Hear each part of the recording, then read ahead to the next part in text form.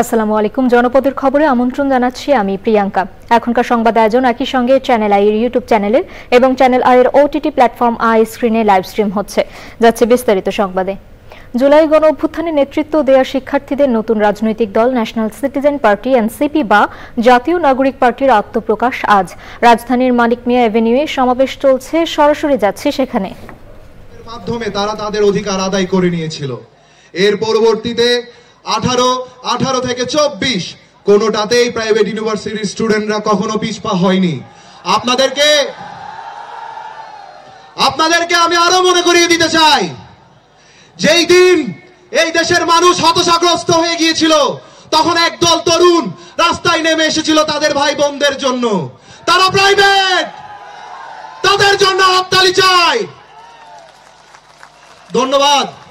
আমি আরো বলতে চাই, আমাদের প্রাইভেট ইউনিভার্সিটির স্টুডেন্টরা যেভাবে স্বার্থহীন ভাবে দেশের জন্য লড়ে যাচ্ছে, আমরা এই নতুন রাজনৈতিক সংগঠনকে ঐক্যবদ্ধ করে পুরো দেশের সকল ছাত্র জনতাকে ঐক্যবদ্ধ করে আমরা একসাথে নিঃস্বার্থভাবে দেশের জন্য সব সময় লড়ে যাব। দেশের যে কোনো ক্রান্তি লগ্নে প্রাইভেট ইউনিভার্সিটি বাংলাদেশে সবার সামনে থাকবে ইনশাআল্লাহ। আপনারা প্রাইভেট ইউনিভার্সিটি। চট্টগ্রামের জমিয়তুল ফালাহ জাতীয় মসজিদ ময়দানে বীর মুক্তিযোদ্ধা বিএনপির কেন্দ্রীয় ভাইস চেয়ারম্যান আব্দুল্লাহ আল নোমানের চট্টগ্রামে প্রথম জানাজা অনুষ্ঠিত হয়েছে। এতে লাখো মুসল্লি অংশ নেন। ঢাকায় 3টি জানাজার পর চট্টগ্রামে আব্দুল্লাহ আল নোমানের এটি প্রথম জানাজা। দ্বিতীয় ও শেষ জানাজা অনুষ্ঠিত হবে বাদ আসর তার নিজ বাড়ি রাউজানের গহিরা হাই স্কুল মাঠে। এরপর তাকে পারিবারিক কবরস্থানে চিরনিদ্রায় শায়িত করা হবে। শহরের জানাজায় অংশ নেন বিএনপির স্থায়ী কমিটির সদস্য আমির খসরু মাহমুদ চৌধুরী, চট্টগ্রাম সিটি কর্পোরেশনের মেয়র ডাক্তার শাহাদাত হোসেন সহ অন্যরা। জানাজা শেষে চট্টগ্রাম জেলা প্রশাসকের নেতৃত্বে রাষ্ট্রীয়ভাবে গার্ড অব অনার দেয়া হবে।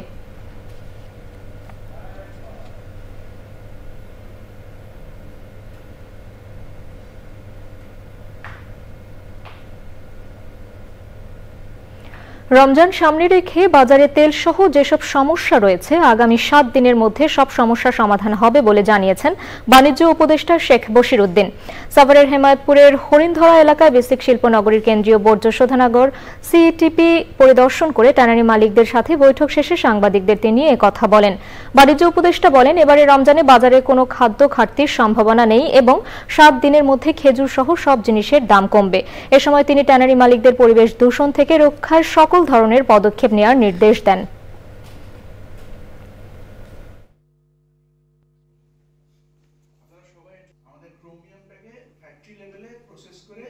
রমজানের যত ধরনের পণ্য আছে, খেজুর, ছোলা এবং বিভিন্ন ধরনের যে সমস্যাগুলো আছে, ইনশাল্লাহ 7 দিনের মধ্যে সব জিনিসের দাম ইনশাল্লাহ কমে যাবে। আগামী মাসে চট্টগ্রাম বন্দরের বহুল আলোচিত বে টার্মিনালের বিষয়ে একটা সুখবর পাওয়া যাবে বলে আশা প্রকাশ করেছেন বন্দর কর্তৃপক্ষের chairman rear admiral SM. Moniruzzaman. সংবাদ সম্মেলনে তিনি বলেন, দেশের আলোচিত এই বে টার্মিনাল হবে বাংলাদেশের গেম চেঞ্জার। এর মধ্যে 500 একর জায়গা অধিগ্রহণ করা হয়েছে। যত দ্রুত বে টার্মিনাল নির্মাণ করা হবে ততই দেশের অর্থনীতিতে বড় ভূমিকা রাখবে। সংবাদ সম্মেলনে বন্দরের পরিচালক সহ ঊর্ধ্বতন কর্মকর্তারা উপস্থিত ছিলেন।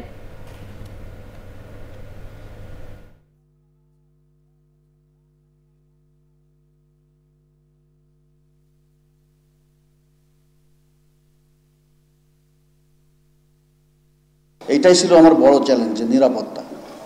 কারণ এটা একটা আন্তর্জাতিক বন্দর, যেখানে দেশের 92 ভাগের ঊর্ধ্বে আপনার এক্সপোর্ট ইম্পোর্ট হয়। 98% হলো কন্টেনার এই বন্দর দিয়ে হ্যান্ডেল হয়। দেশের যত ম্যানুফ্যাকচারিং র ম্যাটেরিয়াল এই বন্দর দিয়ে আসে। এক্সপোর্টের ম্যাক্সিমাম আপনার যাই হলো এই বন্দর দিয়ে। তো সেখানে হলো এই বন্দরটা আসলে কিন্তু আমাদের জন্য একটা আশীর্বাদ। বাট আমরা যদি বন্দরকে এফিশিয়েন্টলি ম্যানেজ না করতে পারি তাহলে এটার জন্য আমাদের জন্য অভিশাপ হয়ে যেতে পারে। এবারে সারা দেশের খবর নিয়ে প্রতিনিধিদের পাঠানো তথ্য ভিডিও চিত্রে রিয়াজ ইসলামের রিপোর্ট।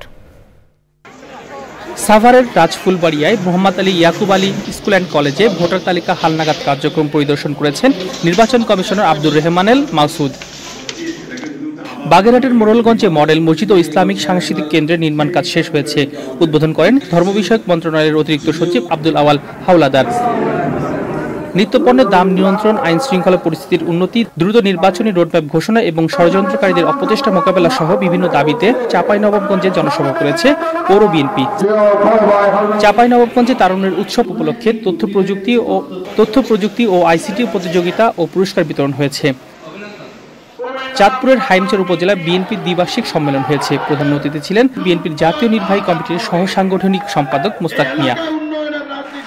গাইবান্ধার গোবিন্দগঞ্জের নাকাইহাট কলেজের বার্ষিক ক্রীড়া, সাহিত্য ও সাংস্কৃতিক প্রতিযোগিতার পুরস্কার বিতরণ হয়েছে। নিত্যপণ্যের দাম স্বাভাবিক রাখতে ঝিনাইদহের জেলা দোকান মালিক সমিতি, পরিবেশক সমিতি ও চেম্বার অব কমার্সের পক্ষ থেকে লিফলেট বিতরণ করা হয়েছে। বিচার ও সংস্কার বাস্তবায়ন নিশ্চিত করে গণপরিষদ নির্বাচনের দাবিতে কুড়িগ্রামে সমাবেশ করেছে নৈতিক সমাজ। মানিকগঞ্জে জেলা ছাত্রদলের কর্মী সম্মেলনে জেলার সকল কলেজ এবং মাদ্রাসা শাখার ছাত্রদের কাছে ছাত্রদলের সদস্য ফর্ম বিতরণ করা হয়েছে। নওগাঁয় পালিত হয়েছে গণতন্ত্র উৎসব, উদ্বোধন করেন জেলা প্রশাসক আব্দুল আওয়াল। নাটোরের লালপুরে বৃহত্তর আব্দুলপুর মানবিক সেবা ফাউন্ডেশনের উদ্যোগে বিনামূল্যে চিকিৎসা সেবা দেওয়া হয়েছে। নীলফামারীর কিশোরগঞ্জ স্বাস্থ্য কমপ্লেক্স এবং ওয়ার্ল্ড ভিশনের যৌথ উদ্যোগে শিশুর পুষ্টি নিশ্চিতকরণে আলোচনা সভা হয়েছে। সাতক্ষীরা জুলাই বিপ্লবে শহীদ পরিবার, আহত এবং কারাবরণকারীদের সম্মাননা দেওয়া হয়েছে। শেরপুরে জুনিয়র মেধাবৃত্তি পরীক্ষায় উত্তীর্ণ 185 জনকে পুরস্কার ও শিক্ষা উপকরণ দেওয়া হয়েছে। মনের কথা প্রকাশ করি রঙের ভাষায় এই প্রতিপাদ্য নিয়ে বগুড়ায় শিশুদের চিত্রাঙ্কন প্রতিযোগিতা হয়েছে। টাঙ্গাইলে রমজান ও ঈদুল ফিতর উপলক্ষে নিত্যপণ্যের দাম সহনীয় রাখতে মতবিনিময় সভা হয়েছে। প্রধান অতিথি ছিলেন অতিরিক্ত জেলার প্রশাসক মোহাম্মদ ইয়াসির আরফাত। রিয়াজ ইসলাম, চ্যানেল আই। জনপদের খবর আজকের মতো এ পর্যন্তই। একটু পর কৃষি সংবাদ দেখার আমন্ত্রণ জানিয়ে শেষ করছি। ধন্যবাদ সবাইকে।